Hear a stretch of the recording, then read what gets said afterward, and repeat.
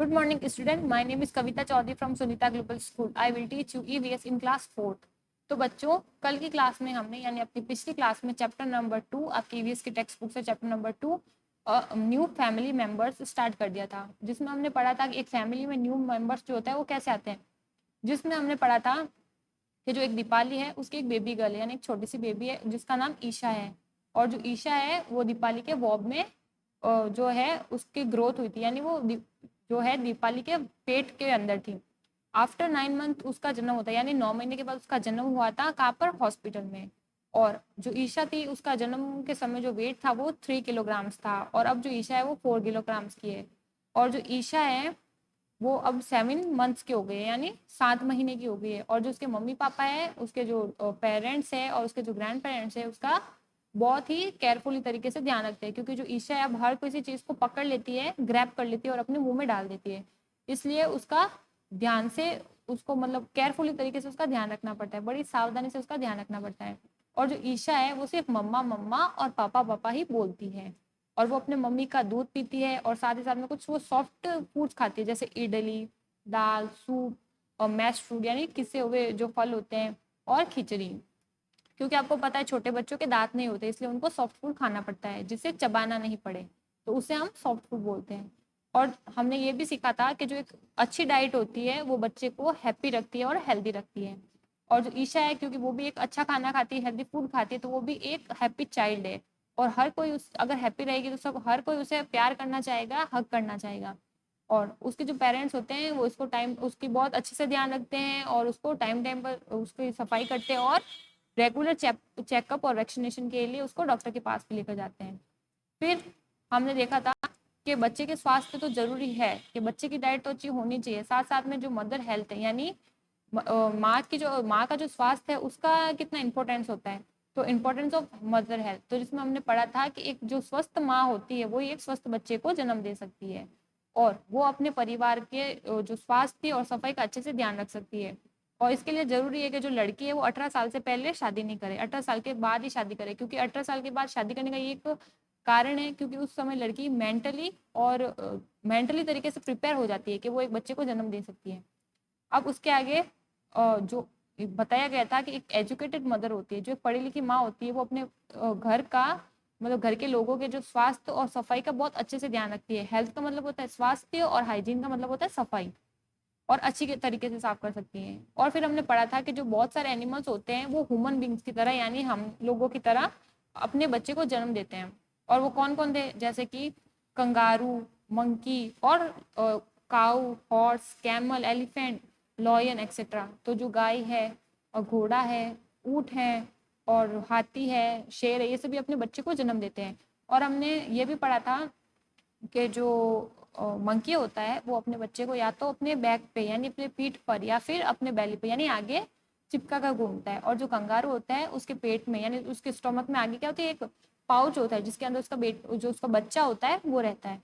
फिर हमने पढ़ा था कि जो ये तो हमने बात कर ली थी, अब हमने कुछ ऐसे एनिमल्स के बारे में बात की जो एग लेंग्स होते हैं यानी जो अंडे देते हैं। उसमें हमने क्या क्या पढ़े थे एग्जाम्पल? हमने पढ़ा था स्नेक यानी सांप, फिश यानी मछली, क्रोकोडाइल यानी मगरमच्छ, टॉटराइज यानी कछुआ, फ्रॉग यानी मेंढक, बर्ड्स यानी पक्षी और इंसेक्ट यानी कीट।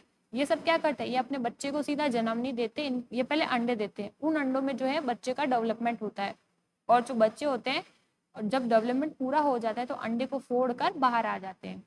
तो ये हमने पढ़ा था। उसके बाद हमने एक प्रोजेक्ट पढ़ा था जिसमें हमने क्या पढ़े थे, कुछ पार्ट्स के नेम पढ़े थे।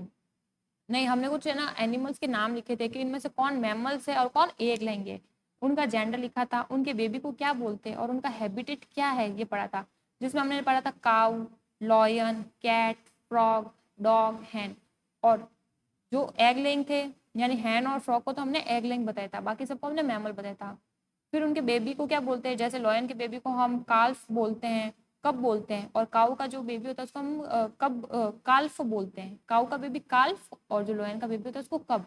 उसके बाद हमने लिखा था कैट, कैट के बच्चों को हम किटन्स बोलते हैं, फ्रॉग के बच्चे को हम टेडपॉल बोलते हैं, डॉग के बच्चे को हम पपी बोलते हैं, और हैन के जो बच्चा होता है उसको हम चिकन बोलते हैं। और उनके हैबिटेट भी लिखे थे कि वो कहाँ पर रहते हैं, उनका आवास कहाँ होता है।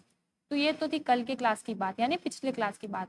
आज की क्लास में हम करने वाले हैं, सबसे पहले एक एक्टिविटी दे रखी है उसके बारे में डिस्कस कर लेते हैं। एक्टिविटी फर्स्ट है, देखिए एक्टिविटी फर्स्ट है जिसमें कुछ बडिंग वैल्यूज दे रखे हैं, यानी कुछ मीनिंग्स दे रखे हैं, उनका क्या वैल्यू है या ये क्या कहना चाहती है उसके बारे में। तो फर्स्ट है फैमिली बॉन्डिंग।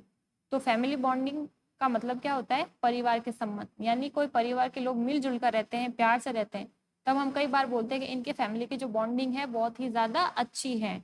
तो जब लोग प्यार से रहते हैं तो उसको हम बॉन्डिंग कहते हैं, तो हम कहेंगे फैमिली बॉन्डिंग। अब सेकंड है रिस्पॉन्सिबिलिटी। रिस्पॉन्सिबिलिटी का मतलब तो आप समझते हो जिम्मेदारी, और है कॉर्पोरेशन यानी सहयोग। जो थर्ड वाली है कॉर्पोरेशन का मीनिंग होता है सहयोग, यानी जो परिवार के लोग होते हैं एक दूसरे का सहयोग करते हैं, क्या करते हैं, कॉर्पोरेशन। तो ये हो गई बडिंग वैल्यूज। अब देखिए इस एक्टिविटी में कुछ क्वेश्चन है, उसको पढ़ते हैं और ये क्या बोलना चाह रहे हैं उसको सीखते हैं। तो इसमें फर्स्ट है, do you have a younger brother और सिस्टर। तो इसने आपसे पूछा है कि क्या आपके कोई छोटा भाई या बहन है, अगर है तो आप लिख देना यस। छोटा भाई बहन है तो लिख देना yes.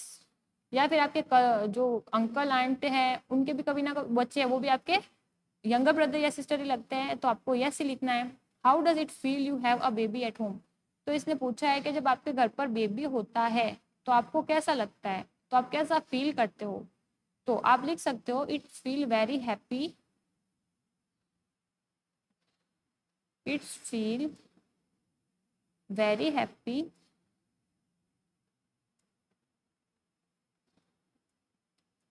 To have a baby at home, to have baby at home, baby at home. तो इसने पूछा था कि how does it feel to have a baby at home, कि आपको कैसा महसूस होता है जब बच्चा घर में होता है। तो हमने इसका आंसर लिख दिया सिंपल सा कि इट फील वेरी हैप्पी, कि जब घर में बच्चा होता है तो हमें बहुत खुशी सा महसूस होता है। तो it feel very happy to have baby at home. अब थर्ड क्वेश्चन है कि how does it change the routine of a baby's mother. तो जब बच्चा है घर में, तो जो बच्चा पैदा होता है तो वो अपनी मम्मी की जो दिनचर्या होती है, रूटीन का मतलब होता है दिनचर्या, काम करने का तरीका, तो उसको जो बच्चा है वो कैसे है ना चेंज कर देता है। क्योंकि आपको पता है बच्चों को पालना थोड़ा मुश्किल काम होता है। तो अपन लिख सकते हैं इट्स चेंज द, तो लिखते हैं इसका आंसर इट्स चेंज द। देखिए मैं छोटा छोटा सा लिख देती हूँ क्योंकि इतना बड़ा है आएगा नहीं। इट चेंज द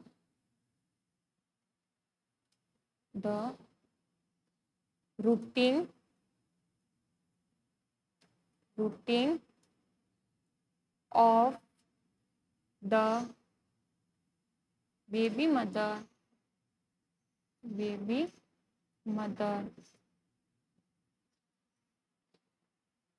बिकॉज, यहाँ लिख देती हूँ बिकॉज, क्योंकि। बिकॉज का मीनिंग होता है क्योंकि, हिंदी में भी हम यूज करते हैं क्योंकि। क्योंकि शी, देखो आंसर में यहाँ लिख रही हूँ because she takes, take care of her baby,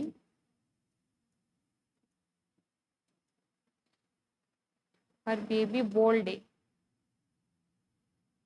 her baby whole day, and she can't sleep, she can't sleep,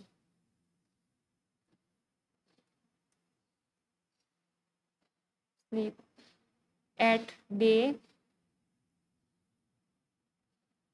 as well as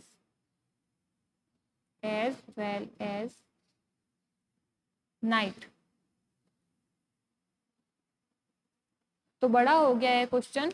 इसमें हमसे पूछा गया था कि how does it change the routine of the baby mother. जो baby के जन्म के बाद जो माँ होती है उसका रूटीन कैसे चेंज हो जाता है, उसकी दिनचर्या कैसे बदल जाती है।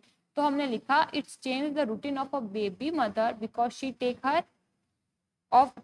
Care of her baby world. जो उसकी माँ होती है वो उसका अपने बेबी का पूरे दिन ध्यान रखती है। And she can't sleep at day, और वो दिन को नहीं सोती, और एज वेल एज नाइट, और रात को भी नहीं सोती। दिन के साथ साथ वो रात को भी नहीं सोती है। तो हो गई ना रूटीन चेंज। अब पूरे दिन एक तो बच्चे का ध्यान रखना, उसके बाद दिन और रात को भी वो नींद नहीं ले पाती है। तो इस तरह से जो बेबी की मदर होती है उसका रूटीन चेंज हो जाता है। तो आप छोटा करके, मतलब एक इस लाइन में पहले ऊपर लिख देना फिर नीचे लिख देना, ऐसे छोटा कर करके आप अपनी बुक में इस एक्टिविटी का क्वेश्चन नंबर 3 लिखना है आपको। तो देखिए अब इरेज कर रही हूँ, अगर नहीं लिख पाते हो तो वीडियो को पॉज करके लिख सकते हो। अब अपन को फोर्थ क्वेश्चन पूछा है हमसे कि how does it change the routine of a baby father.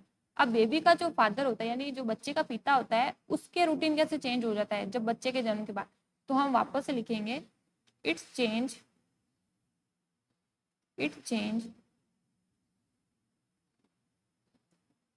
the routine of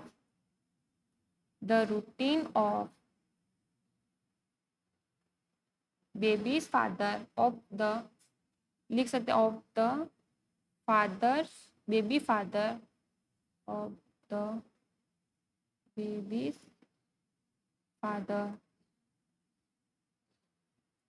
because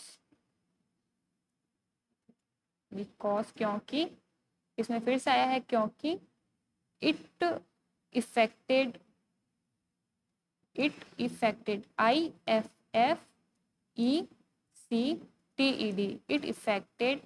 on regular work schedule. देखिए यहाँ तक लिख लिया, उसके बाद मैं ऊपर लिख देती हूँ, वर्क के बाद मैंने ऊपर लिखा है वर्क शेड्यूल, यहाँ लिख देती हूँ वर्क शेड्यूल। और आपने यहाँ एक मिनट देखिए, यहाँ आपने लिख लिया कोई बात नहीं है, मैं ना आपको एक ब्लैंक पेपर पे यानी खाली पेज पर लिख के दिखा देती हूँ, ठीक है। यहाँ तक तो हमने लिखा कि it change the routine of the baby father because it affected on regular work, यहाँ तक हमने लिखा है। अब देखिए एक ब्लैंक पेज पे मैं आपको लिख के दिखा देती हूँ।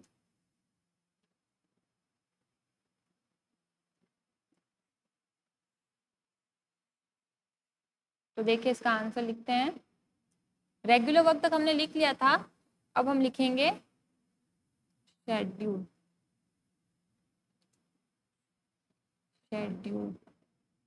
और एंड ही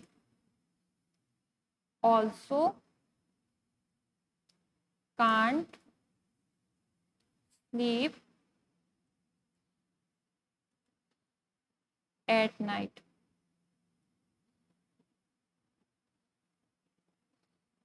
तो देखिए क्वेश्चन था कि how does it change the routine of a baby fathers.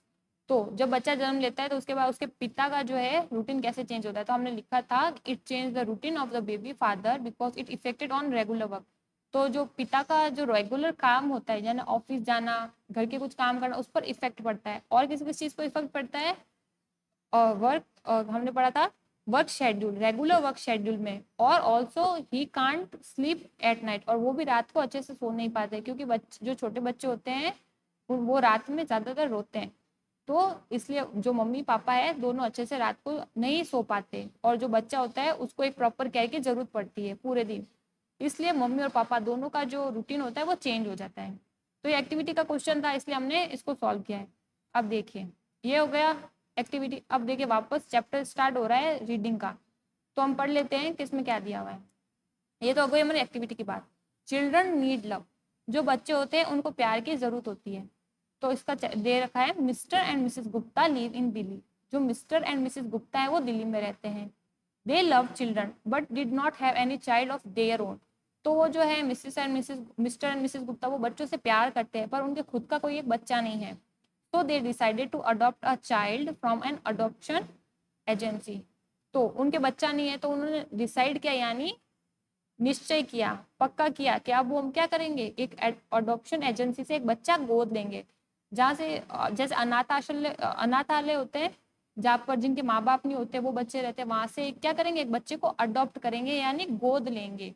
Adoption का मीनिंग होता है गोद लेना, यहाँ पर अडॉप्शन एजेंसी है। अगर अडॉप्शन की बात आए तो इसका हम लिख सकते हैं गोद लेना यानी बच्चों को गोद लेना। कई लोग अपने जिनके बच्चे नहीं होते हैं वो अनाथालय के बच्चों को गोद लेते हैं। दे अप्लाइड फॉर अडॉप्शन, तो उन्होंने किसके लिए अप्लाई किया, उन्होंने अडॉप्शन के लिए यानी गोद लेने के लिए अप्लाई किया। They had to fill some form to adopt a child, तो उन्होंने क्या किया अडॉप्ट ले, ऐसे किसी बच्चे को अडॉप्ट नहीं ले सकते हम, अगर हमें किसी बच्चे को लीगली यानी कानूनी रूप से हमें उसे अडॉप्ट करना यानी गोद लेना है तो हमें कुछ पेपर्स को फिल्स करना पड़ेगा, यानी कुछ हमें फॉर्म्स दिए जाएंगे और हमें उनको भरना पड़ेगा और उस बच्चे की पूरी रिस्पॉन्सिबिलिटी लेनी पड़ेगी। जैसे देखिए मिस्टर एंड मिसेस गुप्ता क्या कर रहे हैं, फॉर्म फिल कर रहे हैं। क्या कर रहे हैं, फॉर्म फिल कर रहे हैं। कानूनी मतलब कागजी कार्रवाई भी की जाती है जिसमें कुछ फॉर्म्स को भरना पड़ता है। अब देखिए, तो हमने क्या पढ़ा कि मिस्टर एंड मिसेस गुप्ता जो दिल्ली में रहते हैं और वो बच्चों से प्यार करते हैं, उनके खुद का कोई बच्चा नहीं है, इसलिए वो अडॉप्शन एजेंसी से बच्चा गोद लेने के का सोचते हैं, डिसाइड करते हैं और उसके लिए वो क्या करते हैं, कुछ फॉर्म को फिल करते हैं। अब देखिए जिसमें लिखा हुआ है डू यू नो, क्या आप जानते हो, adoption is a legal process by which people get the right and the responsibility to bring up a child not born of them. तो अडॉप्शन क्या होता है, ये एक लीगल प्रोसेस होता है, ये कानूनी प्रक्रिया होती है जिसमें जो लोग सही होते हैं और जो अपनी रिस्पॉन्सिबिलिटी यानी अपनी जिम्मेदारी लेने के लिए तैयार रहते हैं, वे अडॉप्शन एनर्जी वो जो अडॉप्शन एजेंसी होती है वहां से एक बच्चा गोद लेते हैं जो उनके खुद का पैदा हुआ नहीं होता है, पर वहां से वो एक बच्चे को गोद लेते हैं। और कब लेंगे, जब वो एक तो सही होंगे, उस बच्चे का गलत फायदा नहीं उठाएंगे और अपनी रिस्पॉन्सिबिलिटी के लिए तैयार रहेंगे। अब देखिए फिर से, they underwent training to learn how to look after a good child. तो देखिए इसमें लिखा हुआ है they underwent training to learn how to look after a child. तो उन्होंने क्या किया, एक ट्रेनिंग ली कि कैसे एक बच्चे का है ना अच्छे से ख्याल रखा जा सकता है। और ये ट्रेनिंग किसने दी, their friend and relatives also guide them. तो उनके खुद के बच्चा नहीं था तो उन्होंने गोद लिया। उसके बाद अंडरवेंट ट्रेनिंग भी ली कि एक बच्चे को पालते कैसे हैं, उसका ध्यान कैसे रखा जाता है। और इसके साथ ही उनके जो फ्रेंड्स यानी उसके दोस्त और जो रिश्तेदार थे उन्होंने भी उनको गाइड किया, यानी उनको बताया कि एक बच्चे की प्रॉपर केयर और टेक केयर उसका कैसे रखा जाता है, ख्याल कैसे रखा जाता है। Finally mister and Mrs Gupta adopt a baby girl. तो आखिरकार जो मिस्टर और मिसिस गुप्ता थी उन्होंने एक लड़की को गोद ले लिया। They named her Shaiba. तो उस लड़की का नाम उन्होंने शाइबा रखा। They gave a grand party to their friends and family. उन्होंने क्या किया, अपने जो फैमिली के लोग थे यानी रिश्तेदार और अपने दोस्तों को एक बहुत बड़ी पार्टी दी। क्यों दी, क्योंकि उन्हें एक बेटी मिल गई थी। Everyone was very happy to see the couple with the sweet child. और सभी जो लोग थे खुश थे, क्योंकि क्यों खुश थे, everyone was very happy to see the couple of the sweet child. उस कपल के प्यारे से बच्चे को देखकर या उस कपल को उस प्यारे से बच्चे के साथ देखकर सभी लोग बहुत खुश थे। Mister and Mrs Gupta love साहिबा वेरी मच। जो मिस्टर और मिसेस गुप्ता है वो साहिबा से बहुत ज्यादा प्यार करते हैं। She is the centre of her leaves. वो उनके जीवन का क्या है, एक केंद्र है। यानी कि जो मिस्टर एंड मिसेस गुप्ता है वो सिर्फ साहिबा के लिए जीते हैं। उनके जीवन में सबसे ज्यादा इंपॉर्टेंट यानी महत्वपूर्ण कौन है, साहिबा है। They take care her to a park every day. और वो क्या करते हैं, रोज साहिबा को पार्क लेकर जाते हैं। They take her to the park every day. They invite other children to come and play with her. तो वो क्या करते हैं, दूसरे बच्चों को भी अपने घर पर बुलाते हैं ताकि वो साहिबा के साथ खेल सके। They invite other child to come and play with her. तो दूसरे बच्चों को भी वो साहिबा के साथ खेलने के लिए बुलाते हैं। She has brought a lot of happiness in life of the Gupta couple. जो साहिबा है वो गुप्ता कपल्स के जीवन में बहुत सारी खुशियां लेकर आई है क्योंकि उनके बच्चा नहीं था। तो जो साहिबा है she has brought a lot of happiness in the life of a Gupta couple. तो साहिबा जो है वो अपने गुप्ता कपल्स के लिए बहुत सारी खुशियां लेकर आई है। लॉट ऑफ हैप्पीनेस यानी बहुत सारी खुशियां। साहिबा साहिबा shares many characteristic with her parents. तो साहिबा में ऐसे बहुत से कैरेक्टरिस्टिक यानी बहुत से ऐसे गुण हैं जो उसके पेरेंट्स से मैच करते हैं। मैच कैसे करते हैं, एक तो उन्होंने उनको जन्म भी नहीं, मतलब जो साहिबा थी उसको मिसेस गुप्ता ने जन्म नहीं दिया है, फिर भी बहुत सारे ऐसे गुण हैं जो वो अपने पेरेंट्स के साथ शेयर करती है। यानी उसमें ऐसे बहुत से गुण हैं जो अपने मिसेस और मिस्टर गुप्ता के जैसे हैं। It is wonderful to see that she loves and plants just like her father. तो ये देखना बहुत ही आश्चर्यजनक है कि वो भी पेड़ पौधों से प्यार करती है जैसे उसके पापा पेड़ पौधों से प्यार करते हैं। तो देखिए यहाँ लिखा हुआ है it is wonderful to see that she loves the plant just like her father. तो जिस तरह मिस्टर गुप्ता प्लांट्स को प्यार करते हैं, पेड़ पौधों से प्यार करते हैं, वैसे साहिबा भी पेड़ पौधों से प्यार करती है। And she likes eating ice cream just like her mother. और उसे भी अपनी माँ की तरह आइसक्रीम खाना बहुत ही ज्यादा पसंद है। All parents love their children. जो सारे पेरेंट्स होते हैं वो अपने बच्चों से बहुत प्यार करते हैं। The family influence children to develop certain qualities. तो ये कह रहा है the family influence the children to develop certain qualities. तो बच्चों में कई तरह के निश्चित गुणों को सिखाने में जो होती है फैमिली का एक बहुत ज्यादा प्रभाव पड़ता है। बच्चे बहुत सारी क्वालिटी को सीखते हैं, इनके सीखने के पीछे किसका प्रभाव है? फैमिली का। तो इसमें सीधा सा लिखा हुआ है the family influence the children to develop certain qualities. Certain qualities यानी निश्चित गुण, और डेवलप का मीनिंग होता है विकसित करना, यानी उनमें वो गुणों को डालना। जैसे कोई बहुत अच्छा कुकिंग करता है, कोई अगर लड़की को बहुत अच्छी कुकिंग करती है तो उसकी मम्मी ने उसको सिखाया तभी तो वो बहुत अच्छी तरीके से कुकिंग करे, तो उसकी क्वालिटी क्या हो गई? बहुत अच्छी कुकिंग करना। जिसको किसने डेवलप किया? उसकी मम्मी ने। सर्टेन यानी होता है निश्चित। जैसे कुकिंग करिए, सिर्फ उसको कुकिंग आती है तो ये हो गई निश्चित, और क्वालिटी यानी गुण। तो आगे पढ़ते हैं नेक्स्ट पैराग्राफ, ग्रोइंग अप, जिसका नेम है ग्रोइंग अप यानी बड़ा होना। देखिए, Vasu father has a poultry farm. एक वासु नाम की लड़की है, उसके पापा के एक पोल्ट्री फार्म है। पोल्ट्री फार्म का मतलब पोल्ट्री फार्म। पोल्ट्री यानी होता है जहाँ पर हम जो मुर्गियाँ रहती है, जहाँ पर मुर्गियाँ बड़ी होती है, अंडे देती है, उसको हम पोल्ट्री फार्म कहते हैं। तो वासु के जो फादर है उनकी एक पोल्ट्री फार्म है। It has 100 of hens and cocks. तो वहां पर हजारों में तो जो है मुर्गियां हैं और मुर्गे हैं। The egg are collected and sold in the market. तो वो क्या करते हैं? जो मुर्गियां अंडे देती है उनको कलेक्ट करते हैं और मार्केट में बेचते हैं। सोल्ड का मतलब होता है बेचना। सोल्ड का मतलब होता है बेचना। Some eggs are hatched and little. तो कुछ जो अंडे होते हैं वो फूट जाते हैं और कुछ जो अंडे होते हैं सॉफ्ट होते हैं,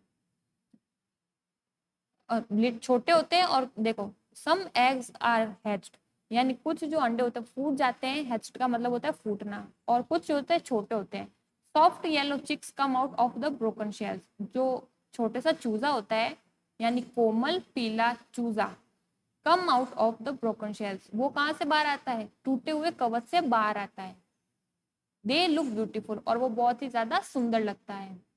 Vasu brought up Vasu brought one chick to her home in cardboard box. तो जो वासु है वो एक चूजे को लेकर आ गई।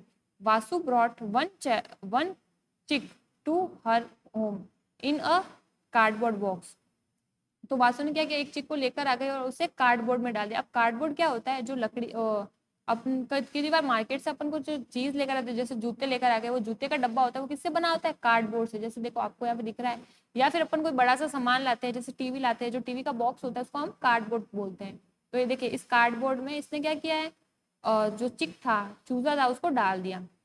तो cardboard box with holes on the top for the chick to breathe. तो इसने क्या किया? कार्डबोर्ड लिया, उसमें सबसे पहले तो होल किया। होल क्यों किया? ताकि जो चूजा है वो अच्छे से सांस ले सके। Vasu brought one chick to her home in a cardboard box with the holes on the top for the chick to breathe. अब जो वासु लेकर आ गई और चूजे को उसको कार्डबोर्ड में डाला, ऊपर छेद कर दिए। She feed in it soft food and grains. तो जो वो वासु है वो उसे सॉफ्ट खाना खिलाती है और ग्रेन्स खिलाती है, यानी हल्के एकदम सॉफ्ट सा खाना और दाने खिलाती है। ग्रेन्स का मतलब होता है दाने। It grew very big with in 15 days. और 15 ही दिनों में जो वो चूजा था, वो चिक था, बहुत ही बड़ा हो गया। It could not be keeped in the box any longer. अब उसको उस कार्डबोर्ड बॉक्स में रखना और नहीं रखा जा सकता था। ज्यादा समय तक अब उस चूजे को उस कार्डबोर्ड बॉक्स में नहीं रखा जा सकता था। She had to save the chick from the cats. जो वासु थी वो अपनी चिक को कैट से बचाती थी, यानी बिल्लियों से बचाती थी। जो बिल्लियां होती है वो मुर्गों या मुर्गी को मार देती है, चूजे को मार देती है, इसलिए वो कैट से उस चूजे को बचाती थी। The chick would run around the house the whole day. जो चिक था वो सब दिन घर में इधर उधर घूमता रहता था, दौड़ता रहता था। Many times it tried to bite Vasu finger also. और कई बार तो उसने वासु की फिंगर को काटने की भी कोशिश की। बाइट का मतलब होता है काटना। बाइट का मीनिंग होता है काटना। तो वो चूजा था, उसने कई बार वासु की जो फिंगर थी उसको काटने की भी कोशिश की थी। Vasu father told her to send it back to the poultry farm. जो वासु के फादर थे उन्होंने वासु को बोला कि तुम इस चूजे को वापस पोल्ट्री फार्म में भेज दो। Vasu was sad but she send to chick to live with other chicks. Vasu पहले तो दुखी हुई, बट बाद में उसने उसे उस चिक्स को बाकी चिक्स के पास भेज दिया। Vasu was sad but she sent the chick to live with other chicks. तो पहले तो वो दुखी हो गई थी क्योंकि वो चूजे को भेजना नहीं चाहती थी, पर बाद में उसने फैसला किया कि वो दूसरे चिक्स के पास उसको भेज देगी। She understood that the chick must be missing its mother hen. तो उसने समझा कि जो चिक है वो शायद अपनी माँ को बहुत ज्यादा मिस कर रहा है। The chick was looked after properly in a poultry farm. जो चिक था वो वहां फिर बाद में पोल्ट्री फार्म में जाकर वापस से अच्छे से रहने लगा। तो ये हो गया हमारा चैप्टर की रीडिंग, जिसमें हमने क्या पढ़ा था। देखिए पहले तो इसको मिटा देती हूँ, आगे देखिए। तो चैप्टर था कि न्यू फैमिली मेंबर, कि एक न्यू फैमिली मेंबर घर में कैसे आता है, क्या क्या टेक केयर करनी पड़ती है। या तो लोगों के घरों में बच्चों का जन्म होता है, या फिर जिनके बच्चे नहीं होते वो अडॉप्शन एजेंसी से बच्चों को गोद लेते हैं।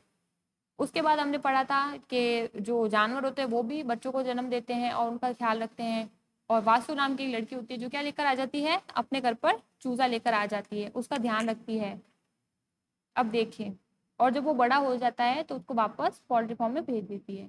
अब एक्टिविटी सेकंड देखिए, बडिंग वैल्यूज दे रखिए। पहले तो लव, एम्पैथी एंड स्किलफुलनेस। स्किलफुलनेस का मीनिंग क्या होता है, देखिए। लव कब लिखते हैं, पहले लव का मीनिंग क्या होता है। लव का मीनिंग होता है प्यार। इम्पति का मीनिंग तो आप समझते हो, सहानुभूति, यानी किसी के दुख को और समझना किस तरह, यानी वो हमारा ही दुख हो और उसका कोई हल निकालना, उसको कहते हैं हम सहानुभूति। यानी आपका कोई फ्रेंड दुखी है, उसके दुख को आपने समझा, अपने दुख की तरह महसूस किया, उसको हम सहानुभूति बोलते हैं। अब है नेक्स्ट स्किलफुलनेस। अब स्किलफुलनेस क्या होता है, यानी कुशलता। स्किल यानी जैसे कोई कुकिंग करता है तो उसमें वो स्किल होती है, स्केटिंग करता है उसमें स्किल होती है, यानी वो उस काम को करने में कुशल है। तो इसको हम बोलेंगे कुशलता। हिंदी में इसको कुशलता बोलते हैं और इंग्लिश में बोलते हैं स्किलफुलनेस। जैसे कोई क्रिकेट बहुत अच्छा खेलता है तो हम कह सकते हैं कि वो क्रिकेट खेलने में बहुत ही ज़्यादा कुशल है, यानी उसकी जो स्किल है क्रिकेट में बहुत ही ज़्यादा अच्छी है। अब देखिए नीचे एक्टिविटी 2 का question, fill in the information about your pet. आपको क्या करना है, अगर आपके घर में कोई पेट है तो उसके बारे में इंफॉर्मेशन को फिल करना है। If you do not have a pet of your own, interview a friend who has one. तो देखो क्या करना है, अगर आपके पास पेट है तो ठीक है, अगर नहीं है खुद का पेट तो आपको क्या करना है, अपने फ्रेंड का इंटरव्यू लेना है जिसके पास पेट है। तो फर्स्ट क्वेश्चन इसमें दिया गया है, नेम द पेट। तो जो पेट होगा यानी पालतू, उसका क्या नाम है, तो उसका नाम लिख देना। जैसे अगर उसका नाम टॉम है, कई लोग रखते हैं घर में, जैसे आपने देखा होगा कहीं ना कहीं कि कई लोग अपने जो पेट्स होते हैं उसका नाम रखते हैं। ठीक है, कुछ भी लिख दो, जैसे टॉम ही लिख देते हैं हम। अब उसकी ब्रीड क्या है, जैसे ब्रीड अपन बहुत सारी लिख सकते हैं, जैसे या तो वो जर्मन शेफर्ड है, क्या है। जो डॉग्स होते हैं उनकी काफी सारी ब्रीड्स होती है, यानी कई तरह के जो डॉग्स होते हैं।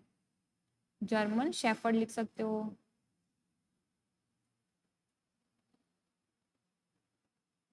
या फिर उसकी ब्रीड अपन लिख सकते हैं लैब्राडोर भी लिख सकते हो। लैब्राडोर ये ज्यादातर लोगों के घर में मिल जाता है, लैब्राडोर। और कौन सी लिख सकते हो, पामेरियन लिख सकते हैं, पामेरियन।